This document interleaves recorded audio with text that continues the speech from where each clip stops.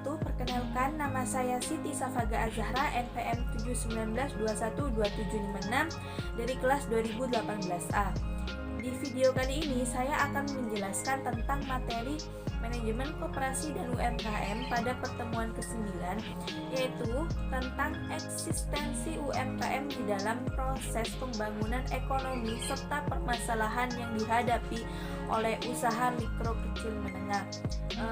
Dalam video kali ini akan ada dua sub pokok pembahasan, diantaranya yaitu yang pertama, permasalahan yang dihadapi UMKM.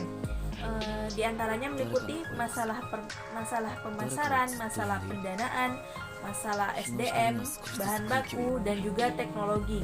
Untuk sub pokok pembahasan yang kedua yaitu tentang bentuk kelembagaan untuk perumusan dan implementasi kebijakan UKM itu sendiri. Untuk mempersingkat waktu, kita akan beralih ke penjelasan sub pokok pembahasan yang pertama, yaitu tentang permasalahan UMKM secara umum. Di mana permasalahan UMKM secara umum ini dapat ditemui dari beberapa aspek.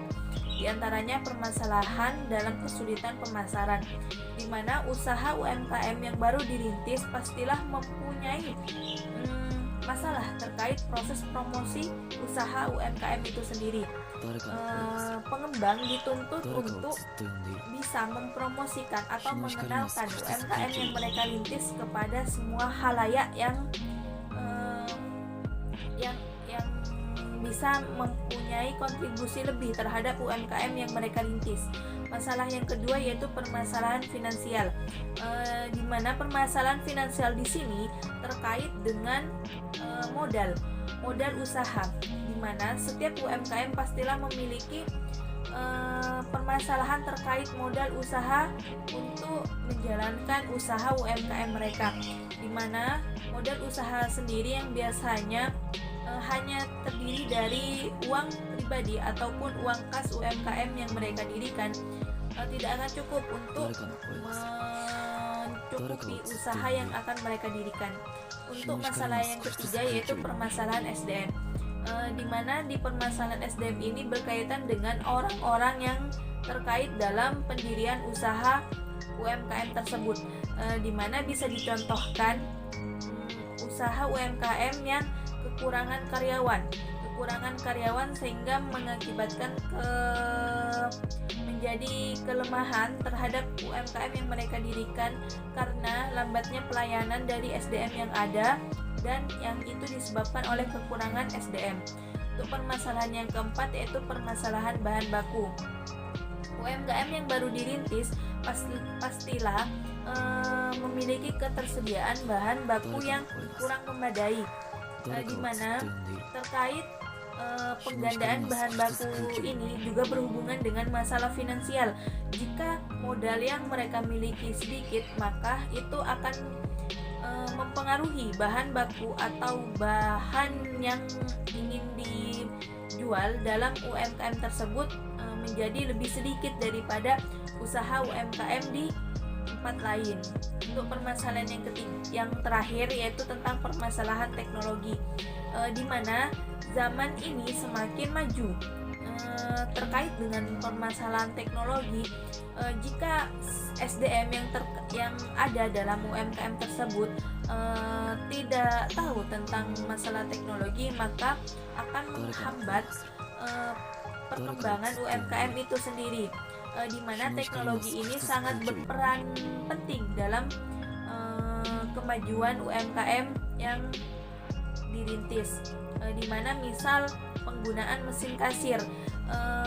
Jika seorang SDM karyawan di UMKM tersebut tidak tahu cara mengoperasikan mesin kasir yang sudah menggunakan teknologi komputer, maka dia akan kesulitan tersendiri untuk menyelesaikan tugasnya dalam proses pentotalan yang dibeli oleh pembeli. Untuk yang lebih singkatnya, berikut saya lampirkan tentang contoh permasalahan dalam UMKM. Bisa dilihat di gambar di samping, di penjelasan di samping. Misalnya minimnya modal usaha jadi permasalahan UKM paling mendasar.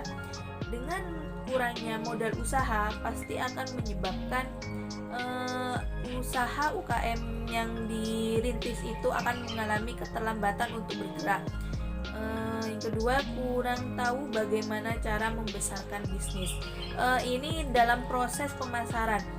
Jika seorang perintis tidak tahu bagaimana cara memasarkan UKM-nya, dia akan mengalami kesulitan untuk membesarkan atau mempromosikan bisnisnya kepada orang lain. Yang ketiga, kurangnya inovasi produk. Ini termasuk dalam permasalahan bahan baku, dimana yang sudah saya jelaskan tadi, jika kurangnya modal akan berdampak pada kurangnya atau inovasi produk yang mereka tawarkan. Selanjutnya, kesulitan mendistribusikan barang. Permasalahan ini juga termasuk ke dalam proses pemasaran, di mana proses pendistribusian barang ini perlu adanya proses atau komunikasi antara satu pihak dengan pihak yang lain, di mana di situ akan terjalin sebuah link kerjasama untuk mendistribusikan barang atau produk yang mereka tawarkan. Yang selanjutnya, belum maksimalkan pemasaran online. Pemasaran online di sini mencakup dua permasalahan, yaitu permasalahan pemasaran dan juga permasalahan teknologi. Jika seorang perintis UKM tidak tahu akan teknologi yang sekarang ini, misalnya proses pemasaran online tersebut akan bisa menghambat kontribusi UKM tersebut untuk menjadi sebuah bisnis yang besar. Untuk yang selanjutnya, tidak adanya branding adalah permasalahan UKM yang cukup serius. Selanjutnya, tidak melakukan program loyalitas pelanggan dan juga masih mengandalkan pembukuan secara manual. Ini bisa terjadi dalam proses permasalahan teknologi, di mana yang saya contohkan mesin kasir yang sebelumnya. Jika sudah menggunakan teknologi komputer, maka akan lebih menggampangkan dalam proses pembukuan secara elektronik, bukan manual lagi. Tidak memiliki mentor dan juga tidak memiliki izin usaha resmi. Untuk pembahasan selanjutnya yaitu tentang bentuk kelembagaan dalam perumusan kebijakan UMKM, di mana arah kebijakan UMKM saat ini dilakukan oleh dua kementerian, di mana yang pertama yaitu Kementerian Koperasi dan UMKM sendiri, berdasarkan Peraturan Menteri Negara Koperasi dan Usaha Kecil dan Menengah Republik Indonesia Nomor 02/per/MTK-UKM/Romawi 1/2008 tentang pemberdayaan Business Development Service Provider atau BDSP untuk pengembangan koperasi, usaha mikro, kecil dan menengah (KUMKM). Sudah dijelaskan dalam rumusan menteri. Dijelaskan dengan jelas dalam rumusan Menteri Negara itu sudah tersusun dalam undang-undang untuk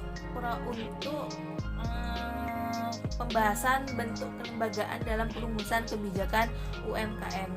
Selanjutnya tentang arah kebijakan, di mana yang pertama tentang mengembangkan usaha kecil dan menengah atau yang biasa disebut dengan UKM, yang diarahkan untuk memberikan kontribusi yang signifikan terhadap pertumbuhan ekonomi, penciptaan lapangan kerja, dan peningkatan daya saing.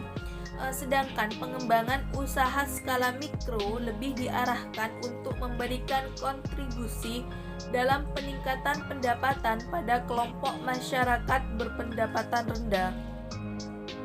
Selanjutnya yang kedua, memperkuat kelembagaan dengan menerapkan prinsip-prinsip kepemerintahan yang baik atau good governance dan berwawasan gender.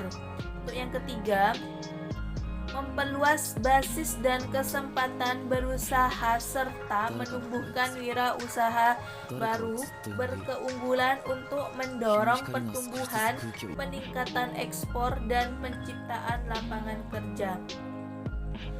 Baik, hanya itu penjelasan di video kali ini tentang materi koperasi dan UMKM terkait tentang eksistensi UMKM di dalam proses pembangunan ekonomi serta permasalahan yang dihadapi oleh usaha mikro kecil menengah, dengan sub pembahasan yang dibahas pada video kali ini tentang permasalahan yang dihadapi oleh UMKM dan juga bentuk kelembagaan untuk perumusan dan implementasi kebijakan UKM.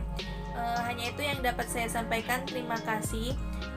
Mohon maaf jika ada kesalahan baik dari perkataan maupun perbuatan dalam video kali ini. Saya akhiri. Assalamualaikum warahmatullahi wabarakatuh.